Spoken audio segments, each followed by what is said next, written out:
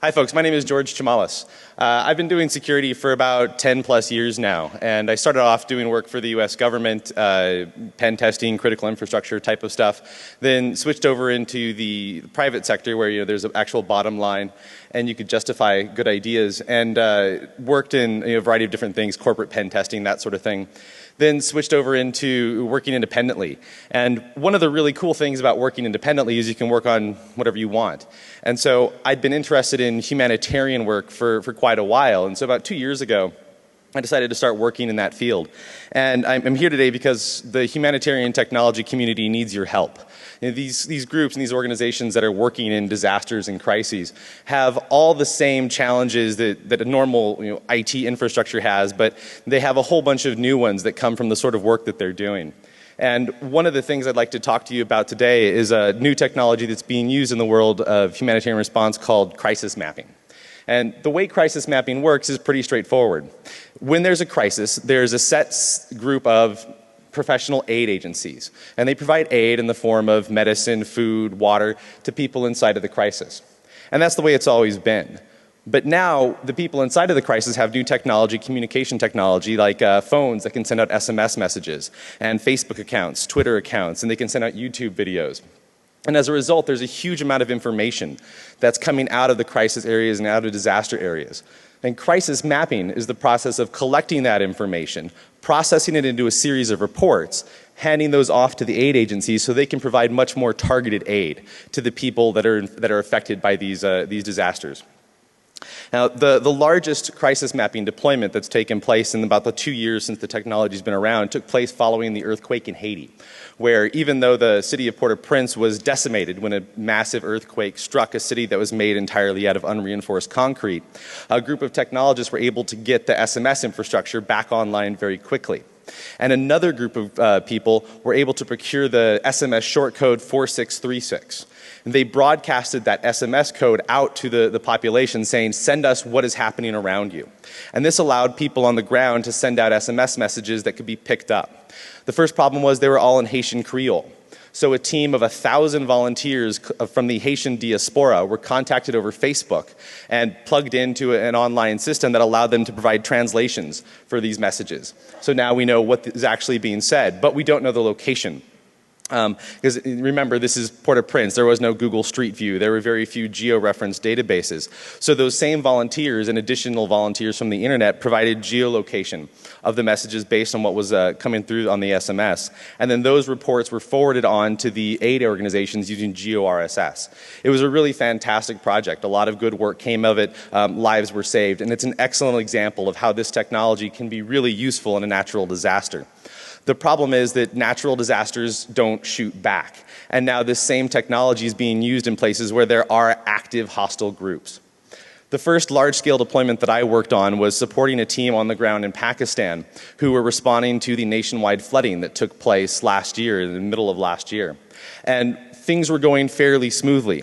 We brought a system online. We had teams of volunteers that were geolocating reports from the ground, as well as field reports coming in from the UN. And then this happened. So now we're in a position where we are building a map, and there is an active hostile group, the Taliban, who has said that they are going to target foreign aid workers. And we have a giant map that contains the location of foreign aid workers. We had to adapt accordingly.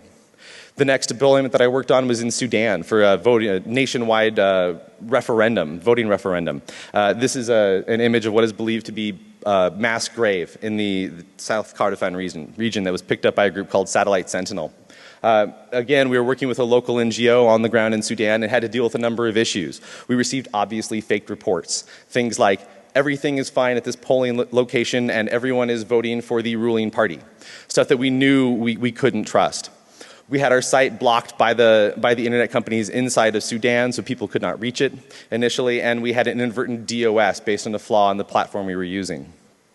The most recent large-scale deployment that I did was the Libya crisis map, which we started in early March when Libya was just beginning to see some basic civil unrest, and we ran it as it turned into a full-scale war. The Libya crisis map was unique for a number of reasons, and one of which is that it was the first time that we worked without a team on the ground. Instead, a group that I work with in this field was requested by the United Nations to set this system up so that they could have insight into what was happening on the ground, both inside of Tripoli and the border towns where there was a significant refugee presence. We had a number of things to deal with at that point, things like protecting the observers, the people who were reporting from the ground inside of the war zone, verifying the information that was coming out because it was being fed directly to the response agencies, allowing them to determine what to do, and trusting all of the processing that was done because we used an entire group of volunteers from the internet. What's fascinating when you look at this technology is that the largest deployment took place in Haiti in a natural disaster, and now it's being used in Libya in an active war zone in less than 18 months. And it's an accelerating trend. We now have active deployments taking place in Syria, Bahrain, and Egypt. The good news is that the good guys are catching on to this technology. They're starting to recognize its value. This is a tweet from the head of the World Food Program talking about how good Libya crisis map is. The bad news is the bad guys are also catching on. There was a team in Egypt that's done a number of these deployments, and last year they were approached by the secret police who demanded back-end access to their system so that the secret police could see who was logging in and submitting messages to them. And so we all work in security. We all know how this plays out when we start dealing with security of new technologies. And what I'm really concerned about is that we're about to go from the ooh shiny to the oh shit moment in crisis mapping. And that's a definite concern because in this situation we have a lot of very, very significant consequences. The most grievous of which, and the one I'm most concerned about, is that if something significantly bad enough happens to one of these deployments, if it does get compromised and people do get hurt as a result of it, the big aid agencies, the ones who are best positioned to make use of this technology, will just stop using it. They'll label it as a liability and a risk, and it won't matter that there's lots of people on the ground who are broadcasting useful information because there won't be anyone there to hear it. So there's a couple of us who work in security and have security backgrounds that have been working on this technology. And we're in the process of trying to get ahead of the bad guys on this. So what we're doing, the reason I'm here today is I want to talk about what we've done so far, what has happened over the last several years in this, with this technology, and get a little bit of feedback from the audience, both inside the presentation and afterwards, from what the things that I'm saying. Because I'll be discussing not only the bad things that can happen, but some of the ways that we're looking to come up with a basic set of best practices. So as I go through this presentation and the rest of the presentation and talk about things, please pay attention. If there's something that I don't say, something that I don't talk about, an attack that you see, a vulnerability that you see, please remember it. If there's a little bit of time at the end, we'll try to take some questions. I'll be back in the speaker's room afterwards, or please contact me by email, because it's entirely possible that you could come up with something that we aren't seeing. And as a result, we could build that into these best practices and they could really help people out in the field. And finally, we want to get some interest in the security community because this is really important technology. There's a lot of good work to be done. And we went through a couple different ways to present this information and realized the easiest way to do it would be to just walk through the steps that take place in an actual deployment. I had planned to bring an online system that would allow people to go through and you'd be able to send attacks at it during the presentation. The problem was right before I flew out here, I noticed there was a really awesome new feature that was inserted into the platform I was going to be letting everyone attack, and that is the ability to add arbitrary JavaScript from the admin interface to the site. Which is an awesome feature. You can do all sorts of great stuff. And then I thought about it happening at DEFCON.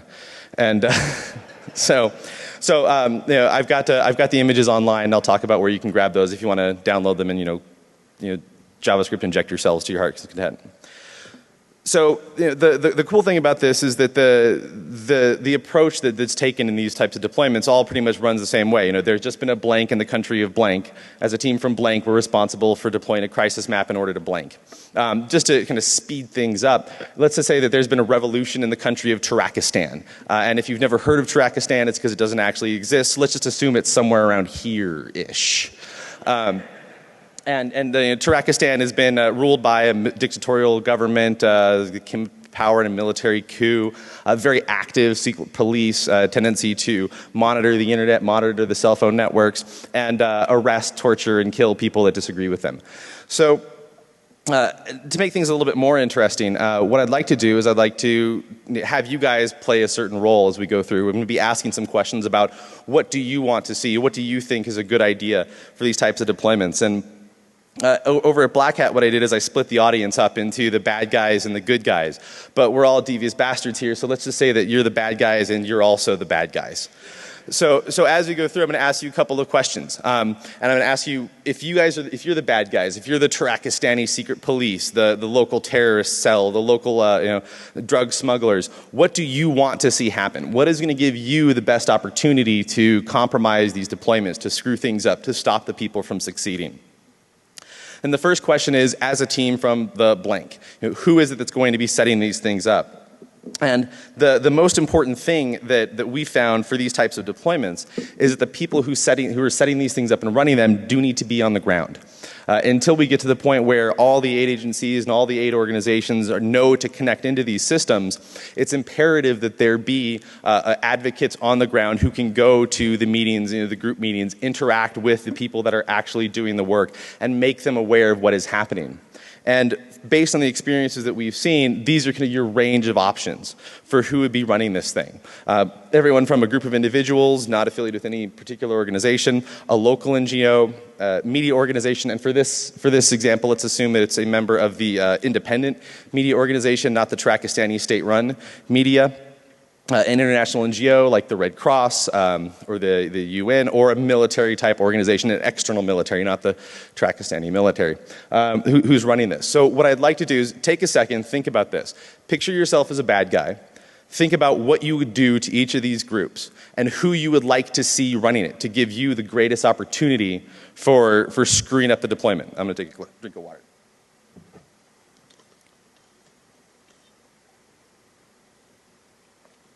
All right, now can I get a show of hands? Who here wants this platform to be run by an individual? All right, who wants to be run by a local NGO? Who wants to be run by an international NGO? And who wants to be run by the military? All right, now one of the things that I'm concerned about as I go through and talk about this is that when we go back to the crisis mapping community, one of the first things that's going to happen is I'm going to be accused of giving the bad guys ideas. Of listing the attacks that can take place. And so I could try to go through and lecture the people I'm talking to about security through obscurity, why you must assume that the bad guys know the system. But instead, I'd like to make the point that I stood in front of a group of people at a security conference and presented this to them, and knowing nothing about it, they were able to spot X, Y, and Z attacks. So could I get one or two people to put their hand up and tell me what you picked and why? Yes?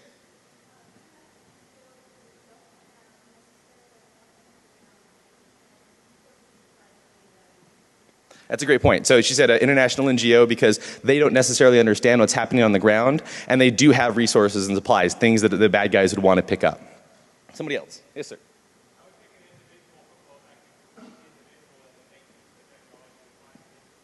Yep, that's an excellent point. So the idea is he wants to use an individual because he can corrupt the individual and then make use of the technology. One more person.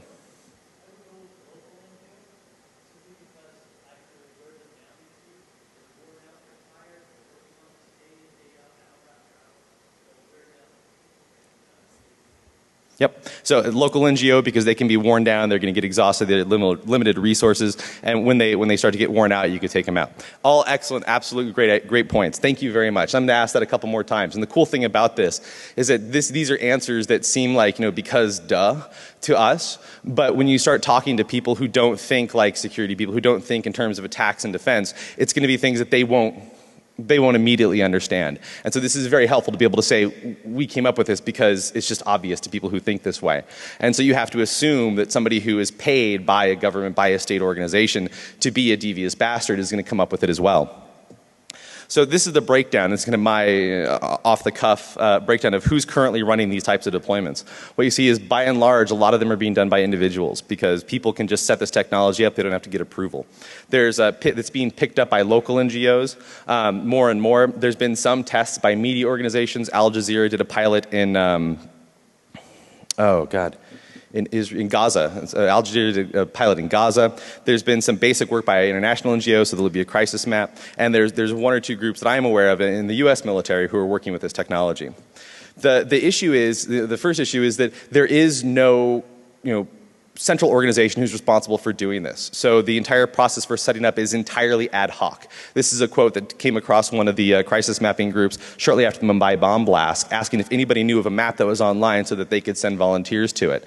The problem is there's this pervasive assumption inside the community that just because you have the skills to set up one of these systems means that you have the same skills needed to run it. And in fact, the skills needed to actually set it up are tiny compared to the skills and the effort needed to run it. Think about the Haiti response required over 1,000 members of the diaspora community to work for weeks on end. And just because somebody set it up doesn't mean that they actually know what they're doing. But because we're in the place where we don't know who's going to be setting these things up in any given crisis and a disaster, we're at the point where we have to build trust on the fly with whoever's running them. And what we found in doing this is there's kind of 3 core concepts that we can use for trying to determine trust on the fly. The first is corroboration. I was contacted by the group in Egypt that was then contacted by the secret police. And I had no idea who they were. But I had a colleague that was working with them. I trusted her and she could corroborate their story. The next is reputation. The individual who set up the deployment in Pakistan was a guy who was a TED fellow and a tech CEO. And so TED, the Smart People's Conference, they do vetting. He's a tech CEO, so he has to have some kind of a skill. Still, he knew nothing about crisis mapping, but he seemed to be kind of a smart guy.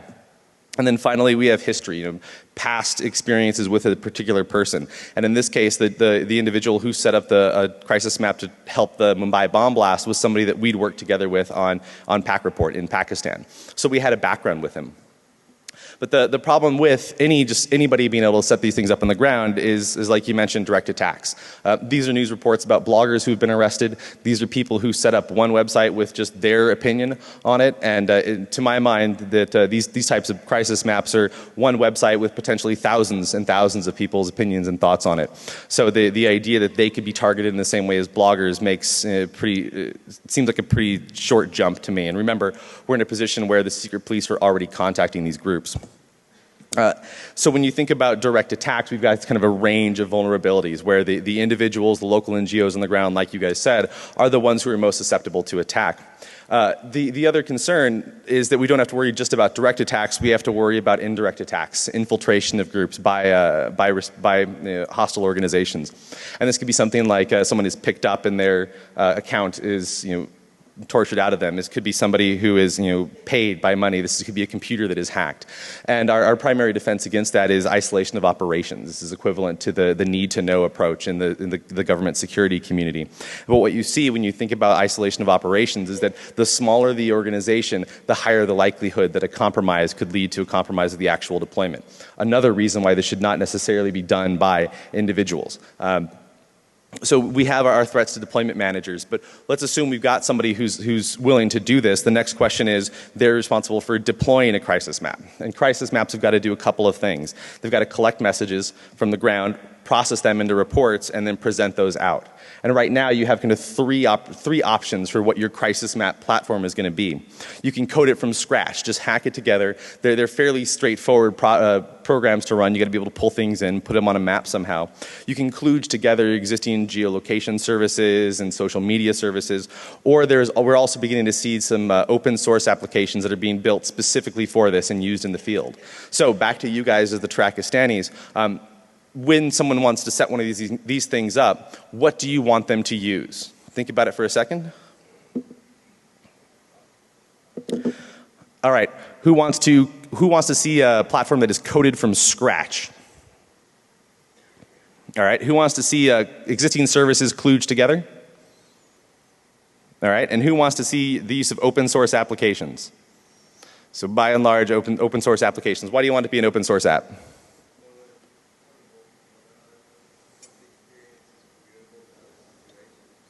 Is that why you want to do it as a bad person or as a good person? You're saying that it's useful and transferable to other situations. Oh, you're not a bad person. Okay, we have one good guy. How about somebody who is a bad person and wants to tell me why they'd want it to be an open source app?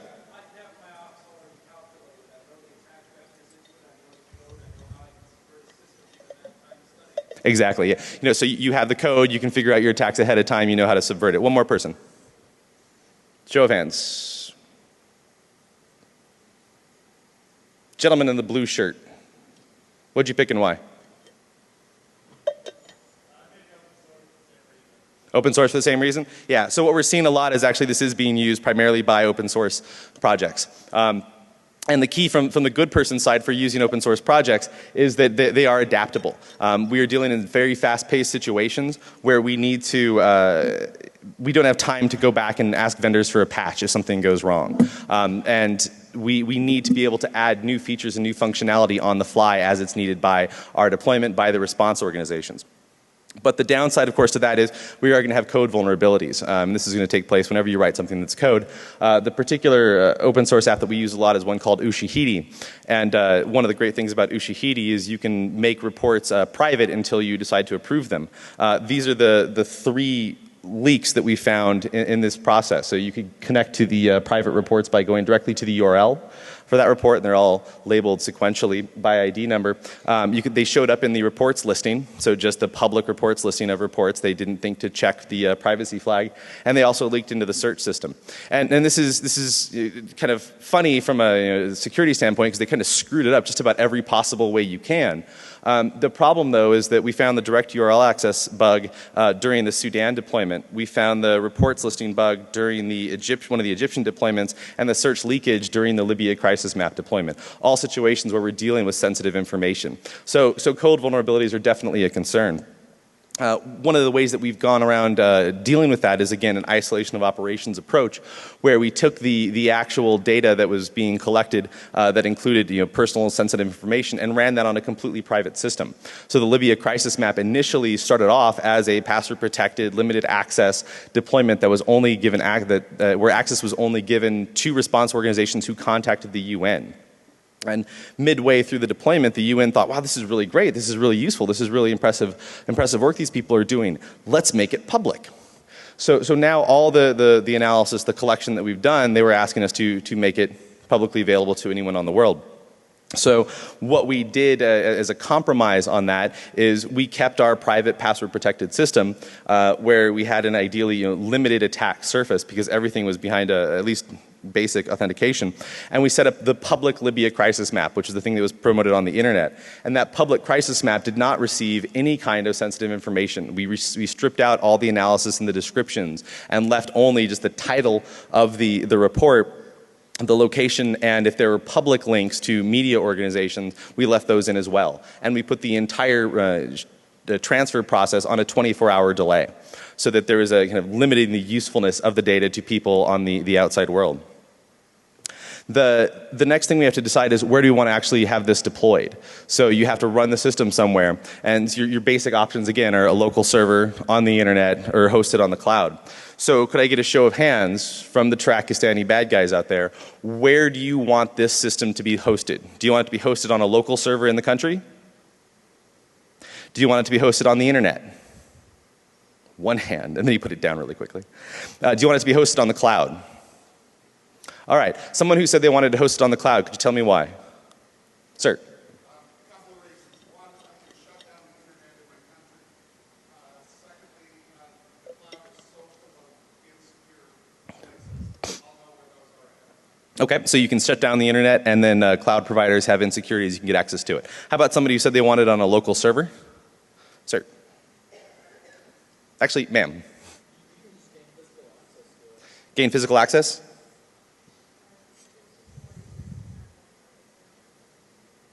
Yep, it's much easier to attack something that's local and it's inside your country. So you're absolutely right. The main concern for local servers are direct attacks. Fortunately, we haven't had that happen that I'm aware of. What we have had, though, is service interruption on the internet. The bad guys have figured out the internet off switch, not only to shut off internet for the entire country, but also for specific sites. So Egypt and Syria have just flat out cut the internet. Bahrain has significantly upped the number of sites that they're blocking. This is what happened to us, we believe, in Sudan. Fortunately, we were on a cloud provider, and so we were able to just switch IPs really quickly, and they weren't able to catch up and catch on to the fact that our IP had changed and the site was back online. The other thing we have to worry about is message interception. We understand that network traffic can be compromised, and we have different ways that we can deal with that. This is a report from the Wall Street Journal talking about how there's a belief that the various groups inside of the Middle East are using different tools to actually crack Skype. And this is something that's particularly concerning for us because Skype is like the de facto communication standard that's used for everybody who's doing this sort of work. So what we're working on to deal with this is the concept of we know that the local servers are potentially vulnerable to attack. We know the cloud servers can be blocked, they're shut off. So we're working on systems to synchronize and anonymize traffic back and forth. So this is similar to what we were doing with Libya Crisis Map, where we were switching between a public and a private instance. But we're also going to be doing it from the cloud back onto the ground. So, and the off chance that the server is attacked, that the server is compromised on the ground, the bad guys aren't going to be able to find the sort of sensitive information that they're going to want to get, and they're going to want to be able to use. So we've gone through, picking up a lot of these, covering a lot of these questions. Who are we? Where are we deploying? What are we deploying? And the last question, of course, is what are we going to do this for? And there's a huge variety of different things that this can be done for. Doing things like tracking the location of people in need that have been affected by a crisis, monitoring for war crimes and collecting information that can be used in prosecution later, directing people. Directing aid. And the big concern, though, is that we've gone through all this work and all these different ideas and all this different thought process and looked at these different vulnerabilities, but we're still inside of that tiny little dot. There's still a lot of work that has to be done around these types of deployments to actually make them successful. And we have things like spreading the word, actually getting the message out to the populace, to the people that we're going to be collecting information from about what it is that, that we're looking for and what we can provide. And we've got a couple of different options. The first is pass it on to no one. Just passively collect the data that's coming in. Use a private network, ideally people that have been trained ahead of time. This is what's being done in a lot of the vote monitoring types of deployments, where it's using a small set of vote monitors who already know protocols, both for reporting and ideally for security. Or you can just put the word out to absolutely, totally everyone out there who will listen, letting them know, hey, this thing is online, send us your information. The first concern with passing the message out is misinterpretation. This is the equivalent of when you call your doctor and they say, if this is an actual emergency, please call 911. And in situations where the system that's being used to collect this data is not directly linked to the response organizations, kind of indirectly linked, there's people on the ground trying to promote it for use by the response organizations, there's the possibility that they could be intercepting messages and the people on the ground could think that they're going to be getting an automatic response from this. And so they won't think to go out and contact the actual aid organizations who may be better positioned to give them aid. Another concern is message corruption. This is a tweet that went out during the Sudan, not the Sudan deployment that I worked on, but another one that was tracking violence inside of Khartoum, basically saying, hey, don't go to this site. It's been infiltrated by the Sudanese government. The problem with this, there are a number of problems. The first is that it was actually a false message. The actual message had been sent out by the people running the platform that people should not use SMS to contact the platform because they couldn't trust that it wasn't being intercepted. But by the time it made it to Twitter, the message had turned into, don't go here, it's been compromised by the government. So the message that's being passed out is liable to be, can be inadvertently corrupted, but there's also the potential that it can be intentionally corrupted.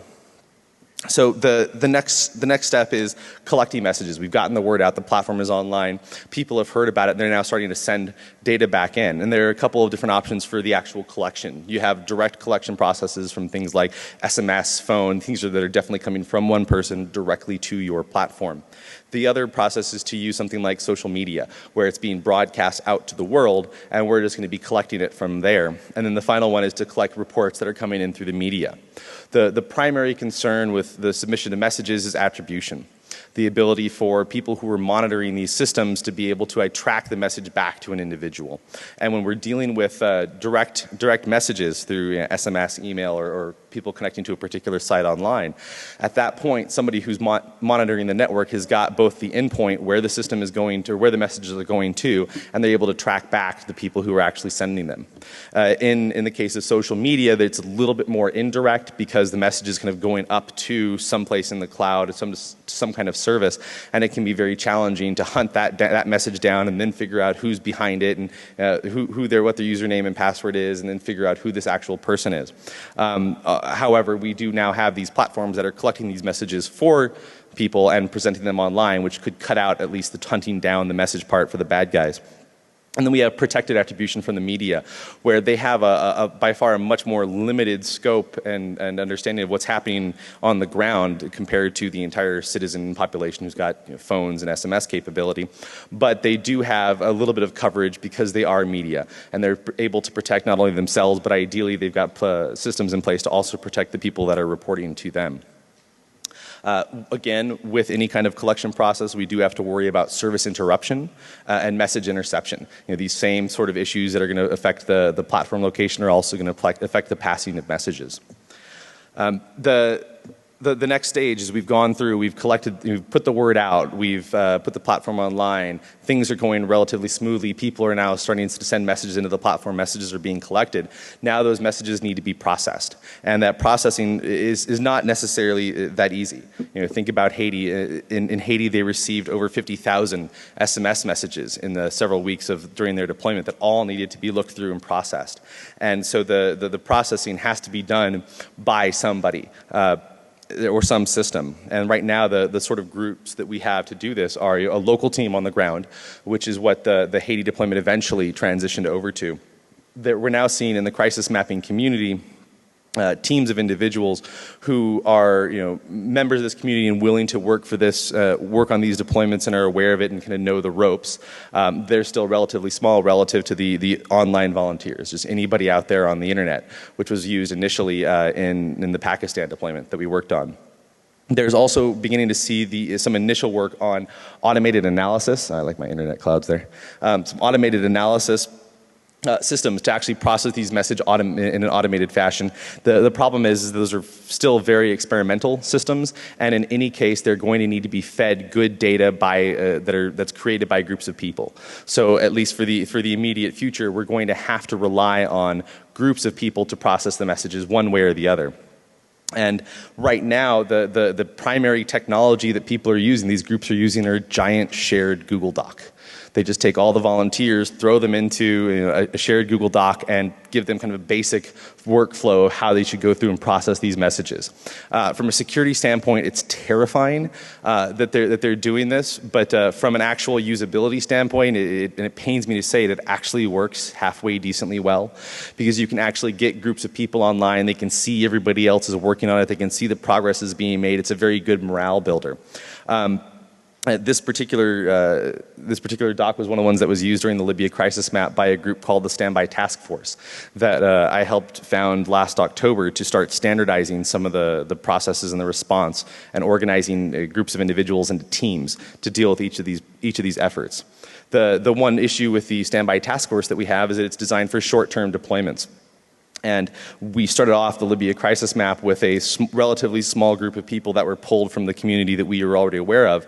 And then when it came time for us to transition off, we went back to the UN and said, we're a short-term solution here. We need to either shut it down or you guys need to find people to work on it. And they said, oh, that's no problem at all. We've got a UN volunteer corps that we can put out broadcasts to the entire internet saying who wants to work on this stuff. So we went from our relatively small, closed community of people to an open call across the internet to say who wants to work on this system. So all the operational security that we put in place around protecting people's privacy, et cetera, et cetera, et cetera, was going to be blown by the opportunity for infiltration. And again, we're back at this concept that it could be somebody who is turned, somebody who's working directly for a state organization, et cetera. The folks who let people into the Libya crisis map through the UN, they did try to do some basic background checks on the people. They asked for Facebook accounts, Skype IDs, Twitter accounts to try to prove that they were like an actual person. But that's not actually real security. What we're looking at instead as a potential model is to deal with something called crowdsourced microtasking. The idea that we can take the steps that are involved in the processing of these messages and split them up into kind of siloed processes that only that people would only be able to work on kind of like an assembly line on one particular action, be that geolocation or categorization or filtering. So what we'd be able to do ideally is add at the front of this queue something for anonymization. So we could take people that have an established trust inside an organization and focus their work on just stripping out, personally identifiable information and then passing that on to other people further on down the chain to provide different pieces of work. One of the concerns, though, is that we've now still got, we kind of added in this idea of privacy so we can strip out the identifiable information. But we now have to worry about things like accuracy.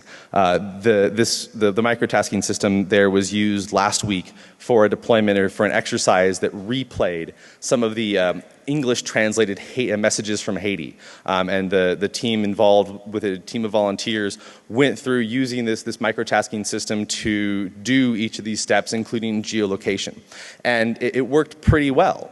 When you look at this map, seeing where these volunteers were able to identify where inside of Haiti the messages were coming from, inside of Haiti, where these messages were coming from. This is where the rest of the messages that they were processing ended up getting mapped. Because what we had was untrained volunteers going through, taking the first thing that looked like a location, slapping it into Google Maps, and then copying the latitude and longitude back into the report. So we had things all over the place.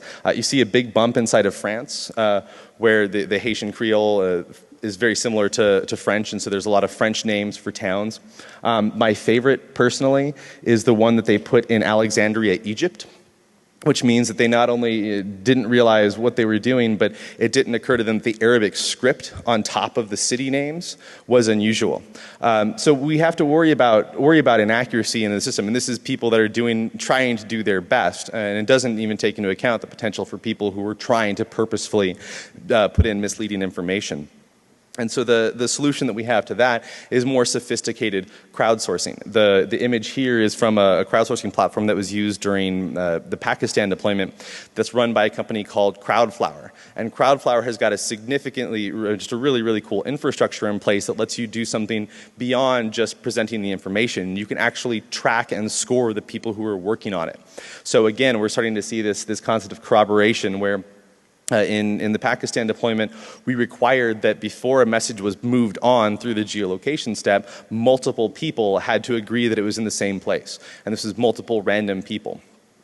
We also had the ability to get scoring accuracy from the people that are working on these platforms. This is done by inserting known good data, you call it gold data, into the message stream and seeing what answers people come up with based on that gold data. So you're kind of inserting tests into the process as they're working on the system. And then finally, places like Crowdflower, they have existing user bases because it's used similar to Mechanical Turk by a group of people who are familiar with the system. And so you're able to see this kind of reputation where you can see like they worked on this other thing and they were pretty accurate.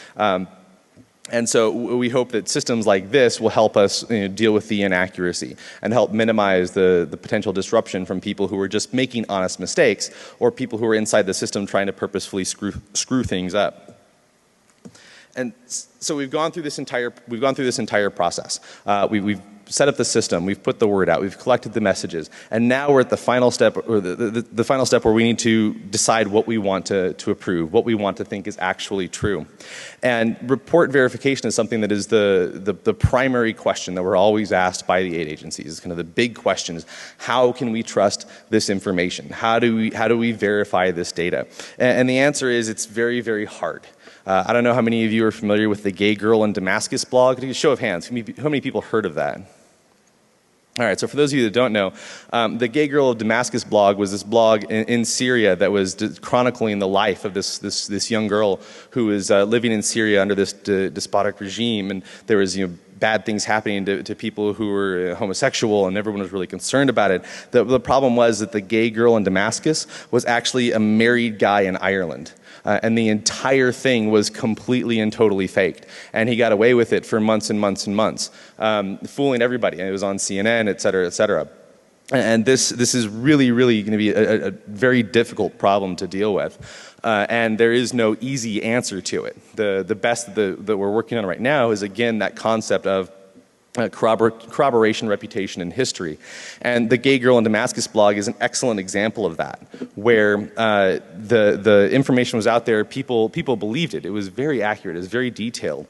But where this started to fall apart was when a reporter, I believe from the UK, who is widely known as kind of being an authoritative source of the mining of social media, he received word from some people that he knew that there were certain things inside of these messages, inside of these blog posts that weren't adding up. They couldn't find people inside of the gay community in Damascus who knew of this girl. And then they started digging more and more and more into the actual electronic side of things and found things that that further didn't line up, like where the domain was registered, where the posts were coming from, et cetera. And so we see another use case for this concept of corroboration. You know, the information couldn't be corroborated by people who are on the ground. Reputation, where the word came out from a reporter who was, very, very well established as being accurate for information in the Middle East. And he, in turn, got that message from people who had a long history of trusted reports. So from there, they were able to work this back. We had a similar case during the Libya crisis map, where we received word that, including images, that indicated there were white phosphorus attacks taking place, which would have been a very, very serious escalation in hostilities.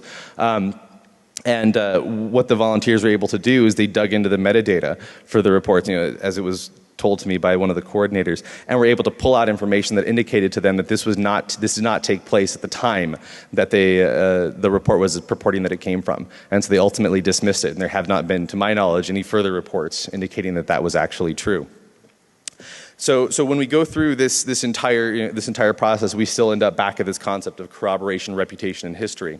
And then the final step, once the reports are actually put online and they're presented, there's the possibility that it's no longer in our hands what's actually going to happen to it. The first concern is things like misinterpretation. One of the first deployments that I ever did, just when I was starting to get used to this technology, was tracking a night of rioting that took place in my hometown in Oakland. And I was just monitoring Twitter and pulling information from Twitter and from the news reports about what was happening on the ground. And at one point, there was a cop car who was kind of starting to get closed in by protesters, and he was backing up, maybe 10-ish miles an hour, and he just brushed a woman that didn't see the cop car coming. The woman went down. My understanding is that she then got back up and was able to leave and walk away. And we saw this happen. We actually, it's on video. You can find live video from the helicopters of this happening. And we were now faced with the question, do we want to report this? Was this actually news? And we decided not to. And then the next day, I received an email from kind of an acquaintance on the East Coast saying, "Hey, I saw your map. It was really great, but you didn't have the report about the woman who was murdered when she was run over by the cops." And it's a great example of how these things can get away from you. And I responded back to her, "No, we didn't report that because it didn't happen, etc." The other thing we have to worry about is manipulation. If something does get all the way through, what can be done with purposefully forged reports, and how can we detect those? I really, really liked Moxie's concept of trust agility, and I think that's something that we're absolutely going to have to work in to our system going forward at every step in this process, is the ability to retract who we trust at any given situation. And finally, the risk of utilization, the possibility that these messages, these platforms can be utilized by the bad guys. And this is one of the reasons that we've tried to do things like keep them private, not post them online unless we have to. If we do have to present information, presenting information that is delayed, that is not as useful to an adversary.